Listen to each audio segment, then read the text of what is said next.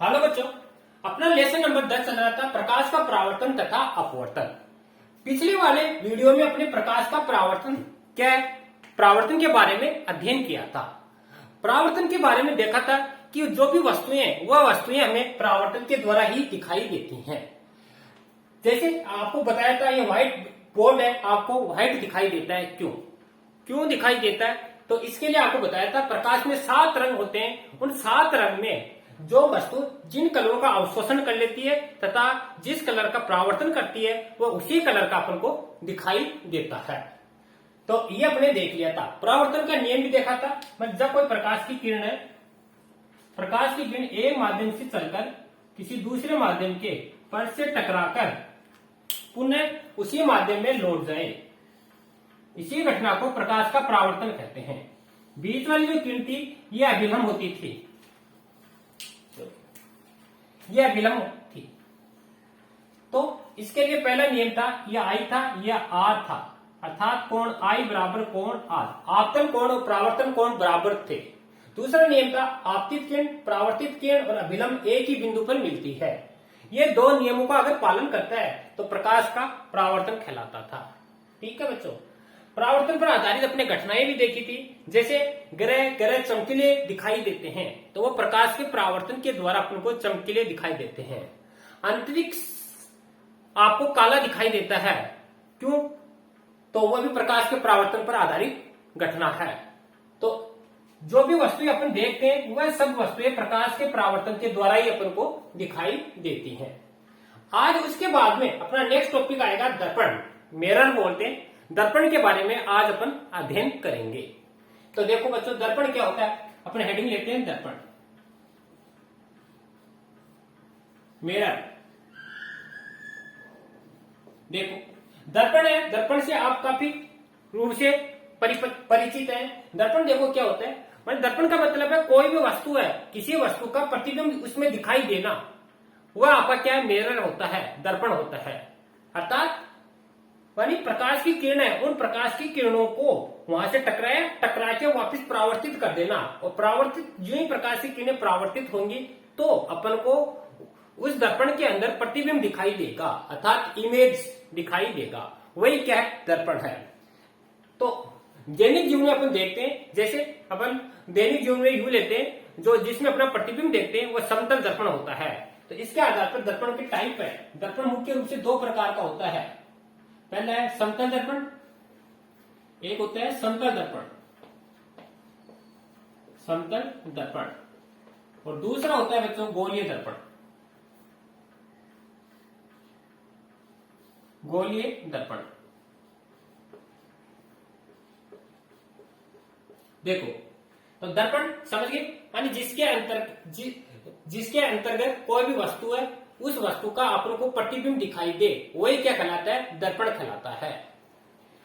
दर्पण 2 प्रकार के होते हैं, एक समतल दर्पण, दूसरा होता है गोलीय दर्पण। समतल दर्पण क्या होता है? समतल दर्पण देखो क्या होता है। समतल दर्पण जैसे मान लो ये कोई गिलास है, इस गिलास के एक भाग पर अपने यहां पर क्या कर देते हैं? पॉलिश कर देते हैं। ये आपका यहां पर पॉलिश कर दी। जो पॉलिश की जाती है वो पॉलिश रजत या चांदी की पॉलिश इस पर कर दी जाती है। तो इसको अपन ले सकते हैं, ये या तो रजत की होती है, रजत का मतलब चांदी, या एल्यूमिनियम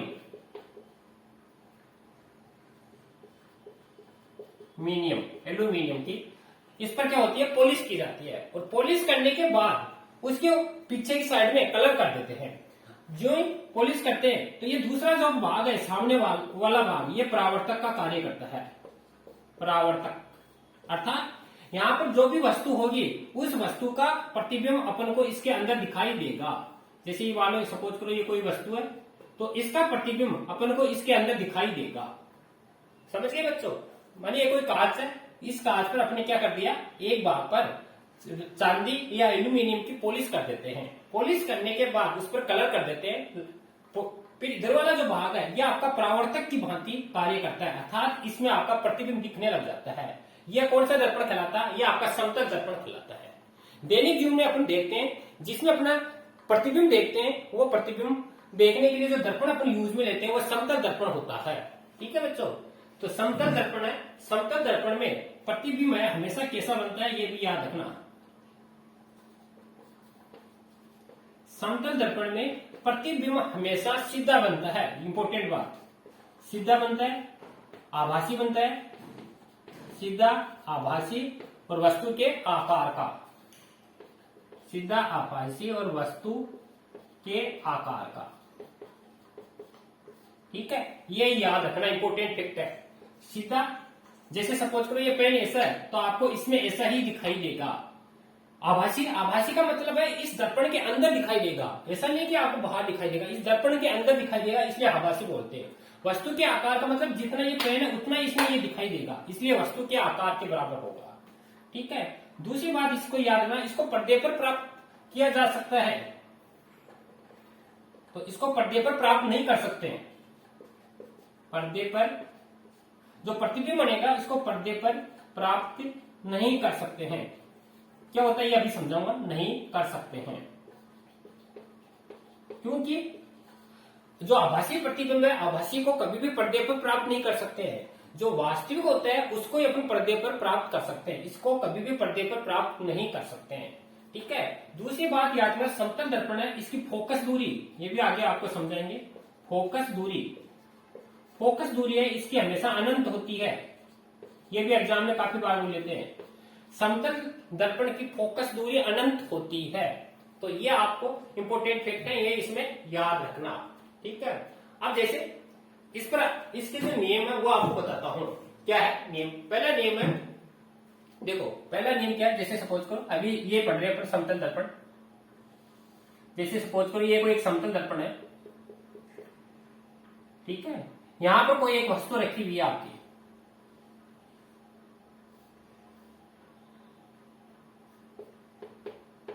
जैसे ये कोई व्यक्ति है अपना इसमें प्रतिबिंब देखता है, तो इसका प्रतिबिंब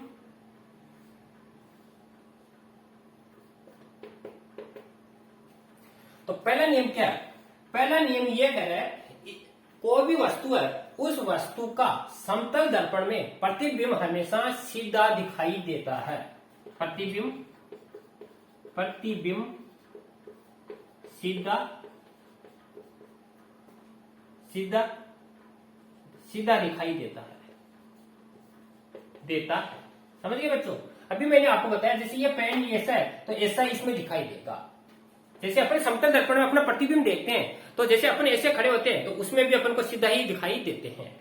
तो पहला है प्रतिबिंब हमेशा सीधा दिखाई देता है। दूसरा है, दूसरा नियम है प्रतिबिंब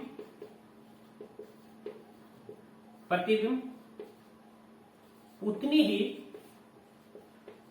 दूरी पर बनता है जितनी दूरी पर वस्तु स्थित होती है, मानी जैसे ये वस्तु है, सपोज करो ये जितनी दूरी है उतनी दूरी पर इसका प्रतिबिंब बनेगा। सपोज करो ये 2 मीटर है तो ये भी 2 मीटर पर इसका प्रतिबिंब बनेगा, यानी प्रतिबिंब उतनी दूरी पर दिखाई देता है जितनी दूरी पर वस्तु स्थित होती है। जैसे अपन अपने ग्लास के अंदर अपना प्रतिबिंब देखते हैं तो जितनी दूरी पर अपन खड़े होते हैं उतनी दूरी पर अपना उस ग्लास के अंदर अपना प्रतिबिंब दिखाई देता है। दूसरी बात, तीसरी बात ये कह रहा है अगर प्रतिबिंब इसकी तरफ वस्तु इसकी तरफ v वेग से आ रहा है तो प्रतिबिंब भी इसी v वेग से इसकी ओर गति करेगा, और जिस वेग से यह गति करेगा उसी वेग से यह भी क्या करेगा, गति करेगा। ये लिख लो, प्रतिबिंब का आकार वस्तु के आकार के बराबर होता है। यह आपको अलग याद रखनी है। आकार कैसे? जैसे सपोज करो ये पेन आपका इतनी मोटाई का है तो इतनी मोटाई का ये आपको दिखाई देगा, ऐसा नहीं कि ये पतला दिखाई देगा या मोटा दिखाई देगा, पर जितना वस्तु है उसी आकार की आपको प्रतिबिंब दिखाई देगा। ठीक है, चौथी बात है इसमें पार्श्व प्रतिबिंब बनता है। एक ये इंपॉर्टेंट बात है याद रखो। पार्श्व प्रतिबिंब का मतलब जैसे सपोज करो ये एफ आपका, तो आपको इसमें देखोगे तो आपको इस तरह का दिखाई देगा पार्श्व प्रतिबिंब। अर्थात पार्श्व का मतलब है आप जैसे इधर खड़े हो, अगर दर्पण है सामने है, दर्पण में आप देखोगे तो बायां भाग है, आपको दर्पण में देखोगे दायां भाग दिखाई देगा, दायां भाग है वो इसमें बायां दिखाई देगा, माने आपको बायां का दायां और दायां का बायां माने विपरीत हो जाते हैं, इसलिए इसको पार्श्व प्रतिबिंब बनता है। इसी पर आधारित आपने दैनिक जीवन में घटनाएं देखी होगी, दैनिक जीवन में घटना देखी होगी, एम्बुलेंस होती है,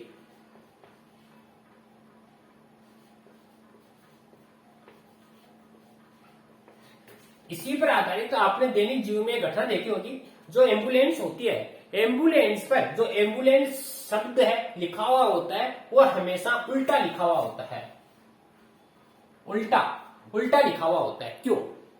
तो आपने देखा होगा उल्टा इसलिए लिखा होता है, जो सामने जो भी गाड़ी चल रही होती है, तो जो ये जो एम्बुलेंस है उस गाड़ी में जो पार्श्व साइड में जो दर्पण लगा हुआ होता है, अगर उस दर्पण से जब देखते हैं तो ये एम्बुलेंस आपका उसमें कैसा दिखाई देता है? सीधा दिखाई देता है। अभी हम मैंने बताया इसमें प्रतिबिंब हमेशा सीधा दिखाई देता है, तो वो आपको सीधा दिखाई देता है। अब सीधा दिखाई देने से आपको मालूम है एम्बुलेंस का क्या काम में आती है, ये इमरजेंसी के रूप में इसको यूज लेते हैं। तो जो हम आपको इसमें सीधा दिखाई देगा तो सामने वाली गाड़ी को मालूम पड़ जाएगी कि एम्बुलेंस आ रही है, तो उससे आसानी से अपन रास्ता दे देते हैं। तो यह आपका सीधा हो गया। अब इसमें आपको एक बताया कि आभासी, आभासी क्या चीज है? आभासी के बारे में देखो। आभासी का मतलब होता है कि जो रियल में न होकर उसके अंदर जो भी ग्लास है उस ग्लास के अंदर आपको प्रतिबिंब दिखाई दे, उसको आभासी बोलते हैं।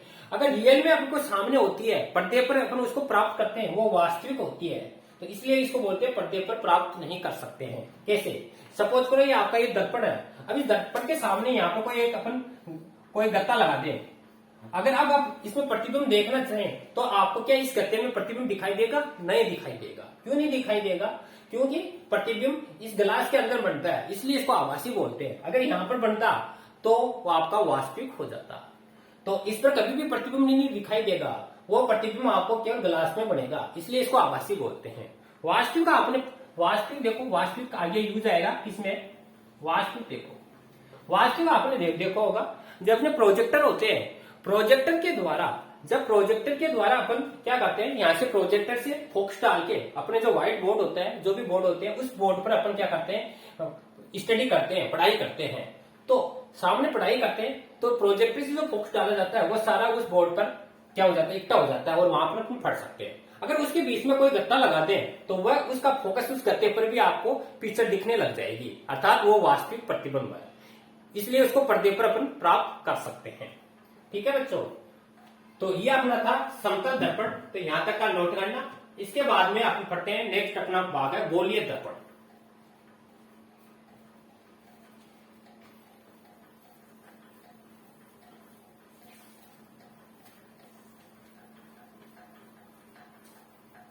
देखो नेक्स्ट आता है अपना गोलीय दर्पण। देखो गोलीय दर्पण क्या होता है, दूसरा हेडिंग लेते हैं अपन गोलीय दर्पण।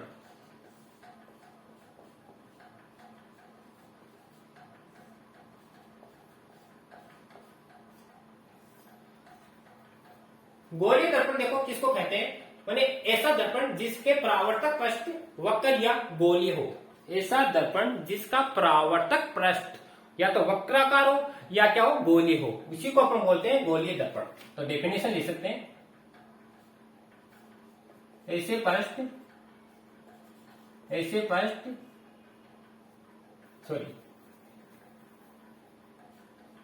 ऐसा दर्पण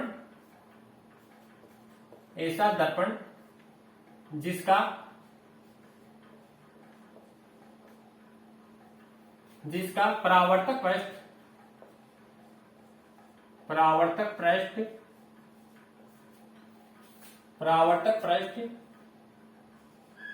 वक्र या गोलीय हो, गोलीय दर्पण कहलाता है। गोलीय दर्पण कहलाता है। आया समझ में बच्चों? माने ऐसा दर्पण जिसका परावर्तक पृष्ठ, परावर्तक का मतलब जहां से प्रकाश की किरणें टकरा के वापिस आती हैं, वह पृष्ठ कैसा होना चाहिए, वक्र माने गोलाकार में, उसी को अपन गोलीय दर्पण कहते हैं। अब गोलीय दर्पण बनाते कैसे हैं? गोलीय दर्पण बनाने के लिए क्या करते हैं, एक कांच का खोखला गोला लेते हैं, और खोखले गोले के 1/3 भाग को काट देते हैं और काट के उस पर पॉलिश कर देते हैं। तो पॉलिश करते क्या बन जाएगा, वो दर्पण की भांति व्यवहार करने लग जाएगा, अर्थात गोलीय दर्पण की भांति व्यवहार करने लग जाएगा। यानी किसी कांच के खोखले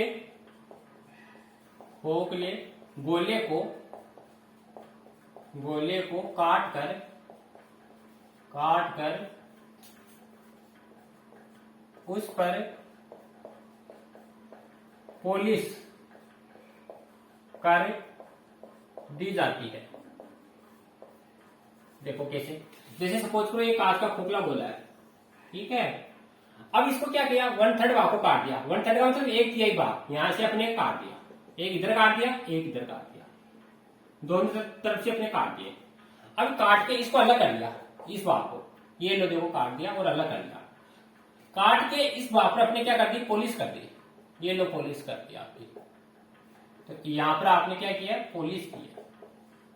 अब जो ही पॉलिश किया है तो ये भाग अंदर वाला, ये परावर्तक की भांति व्यवहार करने लग जाएगा, अर्थात इसमें प्रतिबिंब दिखने लग जाएगा।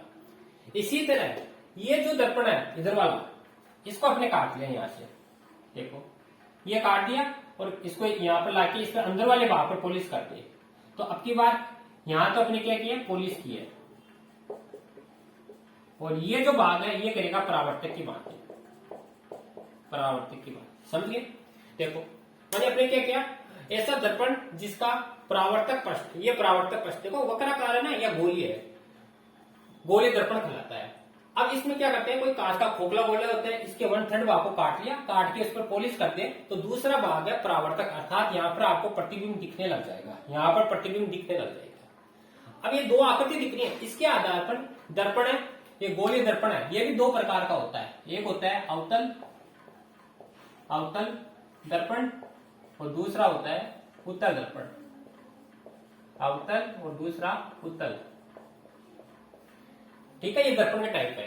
अब आपने जो पॉलिश किया है उसके आधार पर ये जो दर्पण है ये तो कहलाता है अवतल दर्पण, अवतल दर्पण, कॉन्वेक्स मिरर बोल, कॉनकेव मिरर बोल, ये आता है उत्तल दर्पण, उत्तल दर्पण। देखो आपसे बोले तो अवतल दर्पण किसे कहते हैं, मानी जब किसी गोलीय दर्पण के उभरे हुए भाग, जो बाहर वाला भाग उभरे हुए भाग पर पॉलिश कर दी जाए तो बना दर्पण अवतल दर्पण कहलाता है। उभरे हुए भाग पर, उभरे भाग पर पॉलिश करनी आपको, ठीक है। और उत्तल दर्पण किसे कहते हैं, जब किसी गोलीय दर्पण के अंदर धसे हुए भाग पर पॉलिश कर दी जाए, अंदर धसे भाग पर पॉलिश कर दी जाए, तो ये दोनों बात याद रखना। अवतल दर्पण किसे कहते हैं, जब किसी गोलीय दर्पण के उभरे हुए भाग पर पॉलिश कर दे तो दर्पण आपका कहलाएगा अवतल दर्पण। अगर अंदर धसे हुए भाग पर पॉलिश कर दे तो कहलाएगा आपका उत्तल दर्पण, ठीक है बच्चों, ये याद रखना है। अब इसमें प्रतिबिंब हम कैसा बनेगा, इसमें जो प्रतिबिंब बनेगा, प्रतिबिंब हमेशा इसमें उल्टा बनता है, याद रखना, उल्टा वास्तविक वह वस्तु से छोटा भी बन सकता है और बड़ा भी, वो अलग कंडीशन पर निर्भर करता है, छोटा व बड़ा, ये दो चीज तो हमेशा लागू होंगी ही। प्रतिबिंब कैसे, जैसे सपोज करो पेन ऐसे है तो आपको इसमें देखोगे इस तरह का दिखाई देगा उल्टा, ठीक है।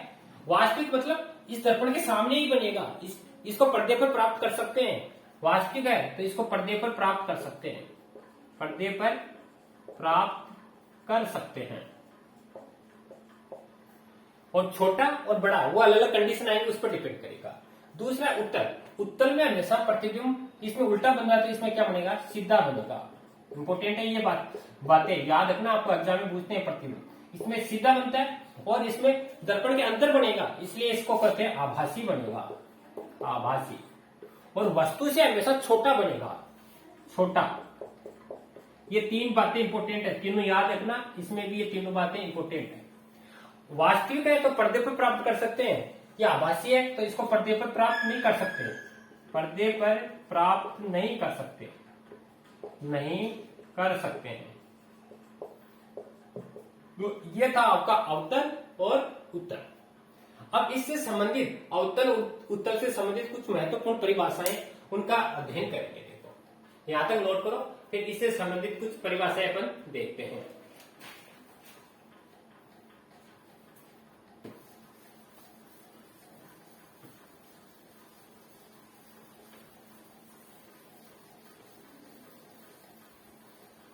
देखो कुछ महत्वपूर्ण, अपना टॉपिक चल रहा है गोलीय दर्पण, स्फेरिकल मिरर। अब है महत्वपूर्ण परिभाषाएं, महत्वपूर्ण परिभाषाएं। देखो क्या है परिभाषा। सबसे पहले अपन वापस दर्पण बनाते हैं। देखो कौन सा दर्पण है बच्चों, उभरे हुए भाग को पॉलिश करें तो कौन सा दर्पण हो गया, अवतल दर्पण। अब देखो महत्वपूर्ण परिभाषा क्या है, पहली होती है ध्रुव, पोल। ध्रुव को पी से प्रदर्शित करते हैं। ध्रुव क्या होता है, देखो एक तरफ उत्तल ले लेते हैं, दूसरा अवतल, दोनों एक साथ ही बना लेते हैं। ये देखो ये कौन सा है, अवतल, ये अवतल दर्पण है, और ये कौन सा है, उत्तल, क्योंकि अंदर वाले भाग पर पॉलिश किया तो उत्तल हो गया और बाहर वाले भाग पर किया तो अवतल हो गया। अब देखो ध्रुव क्या होता है, जिस गोले से आपने गोलीय दर्पण बनाया है उस गोलीय दर्पण का केंद्र बिंदु, जैसे ये गोला है इसका ये केंद्र बिंदु P, ये आपका गोला है तो ये केंद्र बिंदु P, ये आपका क्या कहलाता है, ध्रुव कहलाता है, पोल कहलाता है, ध्रुव।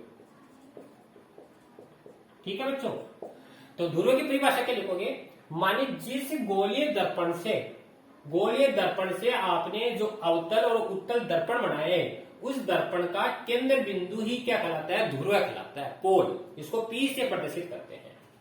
दूसरी होती है वक्रता केंद्र, वक्रता केंद्र, वक्रता केंद्र को C से करते हैं। वक्रता केंद्र देखो क्या होता है बच्चों, वक्रता केंद्र होती है जिस गोले को काट के आपने दर्पण बनाया है उस गोले का केंद्र बिंदु, यहाँ पर गोले का आएगा, इसमें दर्पण का था। तो जैसे मान लो सपोज करो ऐसा गोला था, आपने देखा होगा थोड़ी देर पहले, ये गोला था और इस गोले का एक थे तो आपने काट लिया था। अब जो ही आपने ये गोला है, इस गोले का केंद्र बिंदु सपोज करो ये है, ये केंद्र बिंदु क्या कहलाता है, वक्रता केंद्र, वक्रता केंद्र। ऐसे इसमें इधर बनता है ये, तो ये आपका इधर ये क्या बन जाएगा, C, वक्रता केंद्र, वक्रता केंद्र। तो परिभाषा क्या लिखोगे आप, जिस गोले को काट के जो दर्पण बनाया है उस गोले का केंद्र बिंदु वक्रता केंद्र कहलाता है। ठीक है बच्चों, देखो तीसरा आता है वक्रता त्रिज्या, सॉरी मुख्य अक्ष। तीसरी आती है मुख्य अक्ष, मुख्य अक्ष। मुख्य अक्ष क्या होती है, वक्रता केंद्र और ध्रुव है इससे गुजरने वाली रेखा मुख्य अक्ष कहलाती है। यहां से एक रेखा गुजार दो, ये देखो वक्रता केंद्र और मुख्य ध्रुव से गुजरने वाली रेखा मुख्य अक्ष कहलाती है।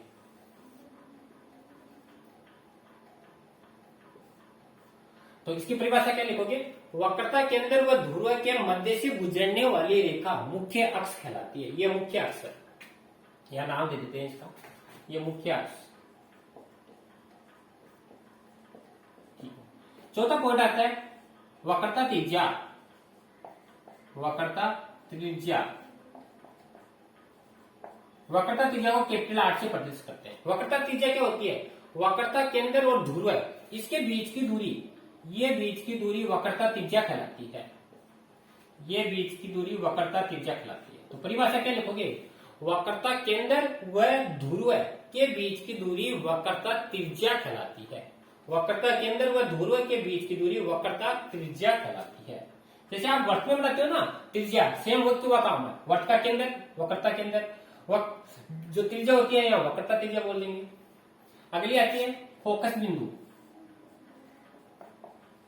फोकस बिंदु, फोकस बिंदु को एफ से प्रदर्शित करते हैं। फोकस बिंदु क्या होता है बच्चों, देखो वक्रता के अंदर और ध्रुव है, इसका जो बीच का बिंदु है वो फोकस बिंदु कहलाता है। फोकस बिंदु यहां पर आपका फोकस बिंदु। या दूसरी परिभाषा आप ऐसे भी ले सकते हो। दूसरी परिभाषा देखो, यहां बताता हूं आपको।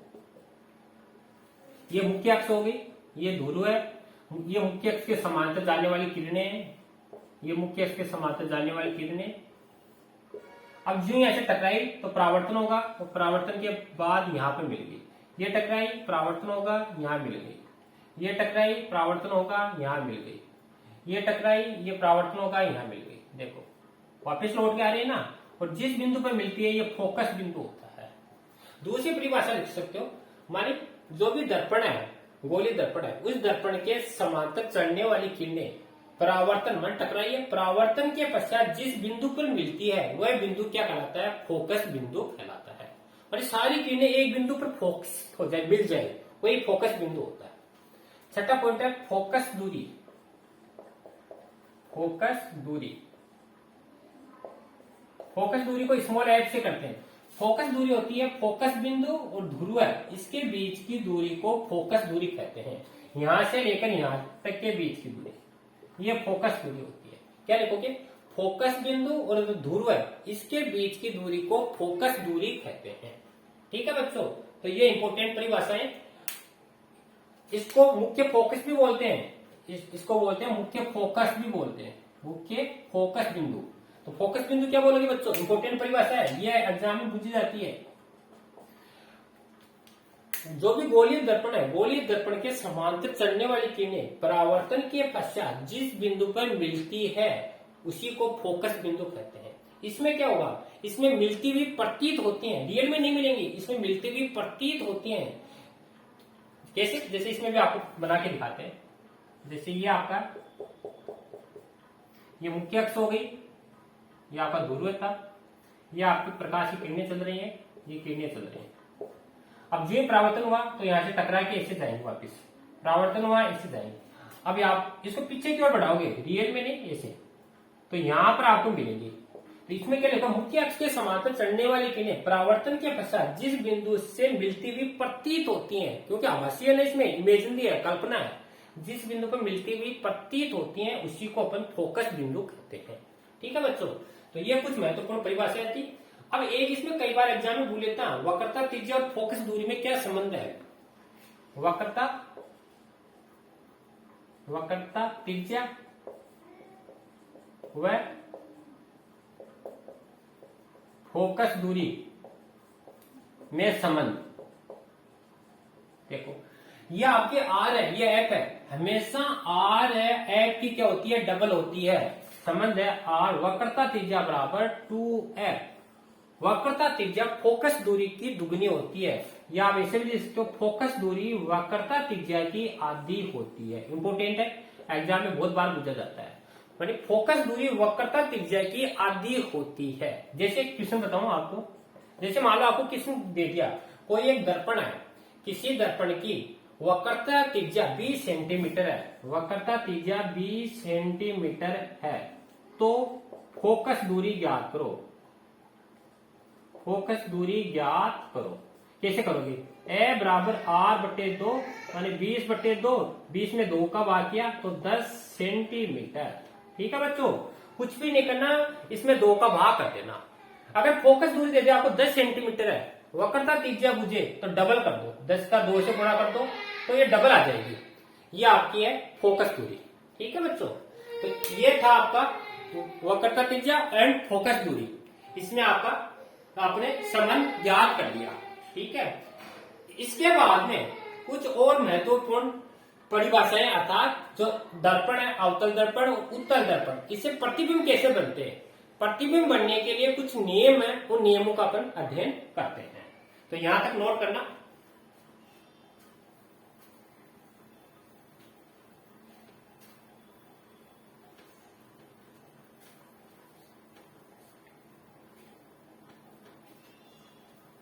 देखो आगे, गोलीय दर्पण के द्वारा प्रतिबिंब बनना।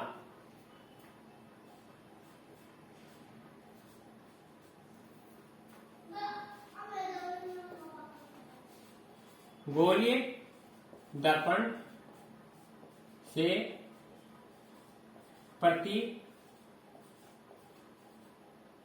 गोलीय दर्पण से प्रतिबिंब बनना। तो अपना टॉपिक है गोलीय दर्पण है, इसे प्रतिबिंब बनाना। देखो जो गोलीय दर्पण होते हैं, अभी अपने देख लिया, एक अवतल है, दूसरा उत्तल है। अब उससे प्रतिबिंब कैसे बनते हैं? अब प्रतिबिंब बनाना, उसके लिए आपको 3 इंपॉर्टेंट नियम है। अगर वो तीनों नियम आपको अच्छी तरह याद हो गए तो प्रतिबिंब आप आसानी से बना सकते हो। देखो नियम क्या है, एग्जाम में नहीं आते नियम, लेकिन नियम आपको याद होने चाहिए, तभी प्रतिबिंब बना सकते हो। पहला नियम क्या है? पहला नियम ये कहता है, अगर जैसे दर्पण देखते, दर्पण के साथ बताता हूं। पहला नियम कहता है, देखो कौन सा दर्पण है? अवतल दर्पण, क्योंकि बाहर पोलिस है। ये क्या है? मुख्य अक्ष है, ठीक है, ये ध्रुव हो गया। पहला नियम ये कहता है, अगर कोई मुख्य अक्ष के समांतर किरण चल रही है, मुख्य अक्ष के समांतर किरण चल रही है, जो यहां से टकराने के पश्चात इसका परावर्तन होगा, तो ये फोकस से गुजरेगी, ये फोकस बिंदु। ऐसे इधर भी लिख सकते हो आप। ये आपका पहला नियम है। मुख्य अक्ष के समांतर किरणें जा रही हैं, परावर्तन के पश्चात, टकराने के पश्चात हमेशा फोकस से गुजरती हैं। और उत्तल है, उत्तल में क्या होगी? प्रतीत होती है। उत्तल में रियल में नहीं गुजरती है, इसमें क्या होती है? प्रतीत होती है। जैसे आपका पी है, ये मुख्य अक्ष है, ये मुख्य अक्ष है, तो ये आपकी वापिस गई और ये वापिस आई परावर्तित। अब इसको पीछे की ओर बढ़ाओगे तो यहाँ पर मिलती हुई प्रतीत होंगी। रियल में नहीं मिलती, यहाँ मिलती हुई प्रतीत होती है। तो पहला नियम है, मुख्य अक्ष के समांतर, मुख्य अक्ष के समांतर किरणें परावर्तन के पश्चात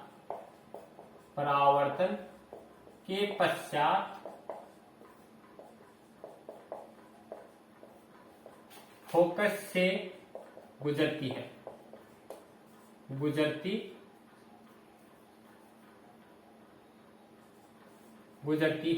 ठीक है। पहला नियम यानी मुख्य अक्ष के समांतर जो भी किरणें चलेंगी, परावर्तन के पश्चात हमेशा फोकस से गुजरेंगी। उत्तर में क्या बोलोगे? गुजरती हुई प्रतीत होती हैं। ये अवतल है और ये आपका उत्तल है। तो इसमें बोलोगे परावर्तन के पश्चात फोकस से गुजरती हुई प्रतीत होती है ना, ठीक है, पहला नियम। दूसरा नियम जस्ट इसका उल्टा है। दूसरा नियम क्या कहता है? दूसरा नियम ये है, ये अवतल दर्पण हो गया, ये आपके मुख्य अक्ष हो गई। दूसरा नियम कह रहा है, अगर फोकस से जा रही है कोई प्रकाश किरण, सपोज करो ये फोकस है, यहां से जा रही है, अब परावर्तन के पश्चात ये क्या हो जाएगी? समांतर हो जाएगी। देखो ये समांतर हो गई, ठीक है। ऐसे इसमें क्या होगी? समांतर होती हुई प्रतीत होती है। देखो जैसे ये आपका फोकस है, यहां फोकस से कोई प्रकाश किरण आ रही है इस पर, तो जो यहां से टकराई तो फिर ये समांतर हो जाएगी, ठीक है बच्चों। ये फोकस बिंदु है। तो इसमें क्या लिखो? जस्ट इसका उल्टा है, माने फोकस से गुजरने वाली किरणें परावर्तन के पश्चात मुख्य अक्ष के समांतर हो जाती हैं। फोकस से गुजरने वाली किरणें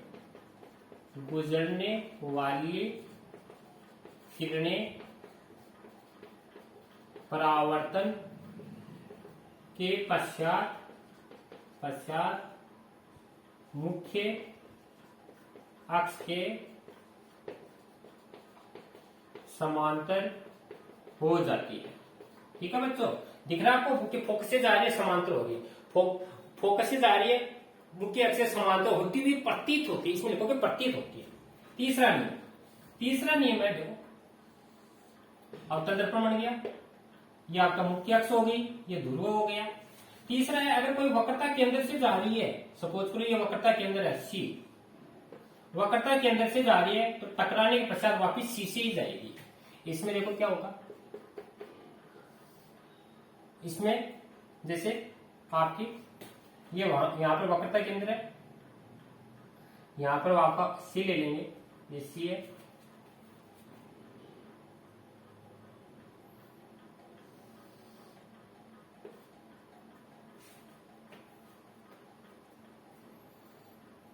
चलो इसका देख लेते हैं।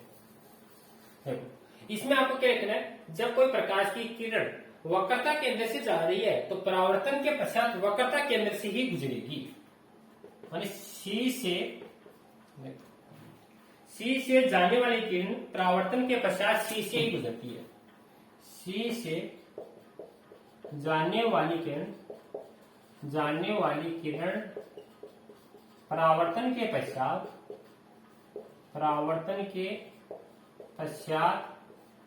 सी से ही गुजरती है। ठीक है बच्चों, इसमें तो गुजरती है, उसमें क्या लिखोगे, गुजरती हुई प्रतीत होती है। ठीक है, तो ये आपके 3 मुख्य नियम है। इन तीनों नियमों को अगर आपके याद होंगे तभी आपको प्रतिबिंब बना सकते हो। पहला नियम है समांतर जाती है फोकस से गुजार दो, दूसरा कह रहा है फोकस से जाती है समांतर कर दो, तीसरा है सी से जाती है सी से ही वापस गुजार दो। इन तीनों नियमों को अच्छी तरह याद रखना, इसके बाद में अपन प्रतिबिंब बनाएंगे, वो अपन नेक्स्ट वीडियो में देखेंगे। अब इस पर आधारित आपको आज क्वेश्चन करके लाने। पहला क्वेश्चन है अवतल दर्पण में मुख्य फोकस दूरी को परिभाषित करो। ये होमवर्क है, ये क्वेश्चन करना है। पहला है अवतल दर्पण की मुख्य फोकस दूरी को परिभाषित करो। तो ये क्वेश्चन तो ये करना। दूसरा है वक्रता त्रिज्या R व फोकस दूरी में संबंध ज्ञात करो। दूसरा नियम ये है। तीसरा है यदि a बराबर 10 सेंटीमीटर तो R का मान ज्ञात करो। तीसरा क्वेश्चन ये करना है। चौथा है समतल दर्पण में प्रतिबिंब कैसा बनता है। मैंने आपको स्थिति उठानी है, भाई उल्टा बनता है, सीधा बनता है, वास्तविक बनता है, आभासी बनता है, कैसा बनता है वो आपको बताना है। पांचवा है अवतल व उत्तल दर्पण को परिभाषित करो। तो आज अपने बच्चों जो टॉपिक अपने दर्पण लिया है, दर्पण में समतल दर्पण, उत्तल, अवतल दर्पण, इसके बारे में जो अध्ययन किया है, इस पर आधारित ये क्वेश्चन है, ये अपन को नोटबुक में करने हैं। ठीक है बच्चों, अब अगले नेक्स्ट वीडियो में अपन गोलीय दर्पण से जो प्रतिबिंब बनेंगे उन प्रतिबिंबों का अध्ययन करेंगे। थैंक यू बच्चों।